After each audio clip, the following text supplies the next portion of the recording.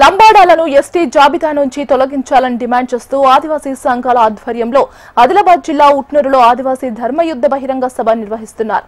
ఈ సభకు ఉమ్మడి ఆదిలాబాద్ తో పాటు వరంగల్, కరీంనగర్, ఖమ్మం, నల్గొండ జిల్లాల నుంచి 9 తెగల ఆదివాసీలు హాజరు కానున్నారు. 2 సంవత్సరాల అనంతరం నిర్వహిస్తున్న ధర్మయుద్ధం 2 బహిరంగ సభకు దాదాపు 50,000 మంది తరలివస్తారని అంచనా వేస్తున్నారు నిర్వాహకులు. లంబాడాలను ఎస్టీ జాబితా నుంచి తొలగించాలని ప్రధాన డిమాండ్తో ఈ ఆందోళనకు శ్రీకారం చుట్టారు. సభ నేపథ్యంలో ఇప్పటికే ఆదిలాబాద్ నుండి ఉట్నూరు మీదుగా వెళ్లే ఆసిఫాబాద్, మంచిర్యాల, నిర్మల్ వాహనాలను దారి మళ్లించారు. గత సంఘటనల దృష్ట్యా ఉట్నూరు పరిసర ప్రాంతాల్లో భారీగా పోలీసు బందోబస్తు ఏర్పాటు చేశారు.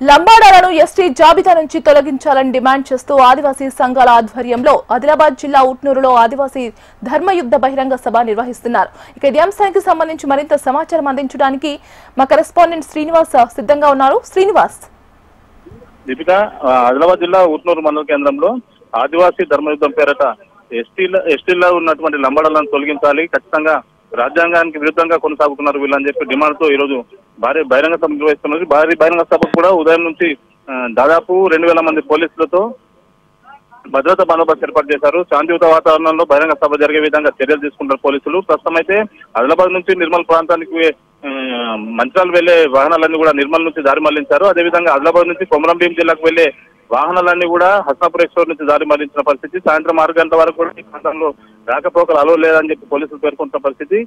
ఎలాంటి ఇబ్బందులు తలెత్తకుండా గత అనుభవాలను దృష్టిలో పెట్టుకొని మహేష్ కుమార్ భగవత్ తో పాటు చాలా మంది ఐపీఎస్ అధికారులు కూడా దాదాపు 20 మంది ఐపీఎస్ అధికారులు బందోబస్తు నిర్వహిస్తున్న పరిస్థితి. ఎప్పటికప్పుడు పరిస్థితిని కూడా దగ్గరుండి సమీక్షిస్తున్నారు.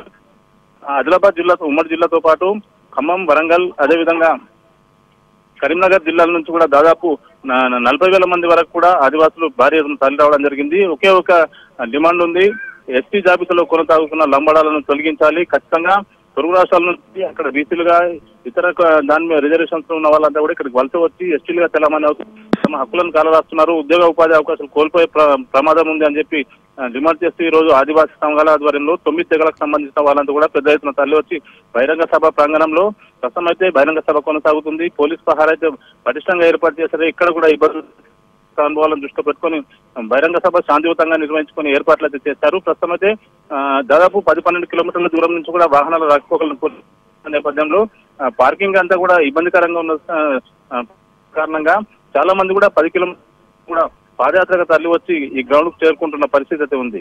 దీపిక, చెప్పండి శ్రీనివాస్, ఈ డిమాండ్ వెనుక ప్రధానంగా ఏమైనా కారణాలు ఉండొచ్చా? అంటే దాదాపు 2.5 దశాబ్దాల నుంచి ఈ పోరాటం సాగుతుంది. ముఖ్యంగా తుడుందెబ్బ ఆదివాసీ హక్కుల పోరాట సమితి తుడుందెబ్బతో పాటు ఇతర 9 తెగలకు చెందినటువంటి ఆదివాసీ సంఘాలంతా కూడా ఐక్య కార్యాచరణతో ఈ పోరాటం చేశారు. ప్రస్తుతం అయితే గత 2017 సంవత్సరంలో డిసెంబర్ మాసంలోనే ఇక్కడ కూడా పెద్ద ఎత్తున ఆందోళన కార్యక్రమాలు కొనసాగాయి. లంబాడాలను ఎస్టీ జాబితా నుంచి తొలగించే వరకు ఆందోళన కొనసాగుతుందని చెప్తా ఉన్నారు. కేంద్ర రాష్ట్ర ప్రభుత్వాలపై ఒత్తిడి చేసే విధంగా ఒకేలా తమకు డిమాండ్ ఉంది.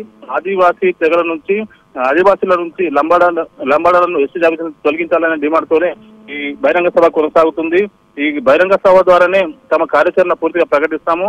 ఖచ్చితంగా లంబాడాలను ఎస్టీ జాబితాను తొలగించే వరకు తమ ఉద్యమం కొనసాగుతుందని చెప్పి ఆదివాసీ సంఘ నేతలు పేర్కొంటున్న పరిస్థితి. ప్రస్తుతం అయితే బహిరంగ సభ ప్రదేశానికి గ్రౌండ్ కు దాదాపు 40,000 మంది వరకు ఆదివాసులు వస్తున్నారు. మరి కొంతమంది చాలా మంది కూడా పార్కింగ్ కారణంగా ఇబ్బందికర పరిస్థితుల నేపథ్యంలో కాలినడకన వస్తున్నారు.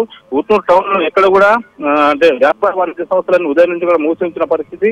చాలా ప్రాంతాల్లో ట్రాఫిక్ ఇబ్బందులు తలెత్తుతున్నాయి. దూర ప్రాంతాలకు వెళ్లే వాహనాలన్నీ కూడా దారి మళ్లించిన కారణంగా అనేక ఇబ్బందులు పడుతున్నారు ప్రయాణికులు. సాయంత్రం 6 గంటల వరకు కూడా ఈ రిస్ట్రిక్షన్స్ ఉంటాయని చెప్పి అధికారులు పేర్కొంటున్న పరిస్థితి. రైట్ శ్రీనివాస్.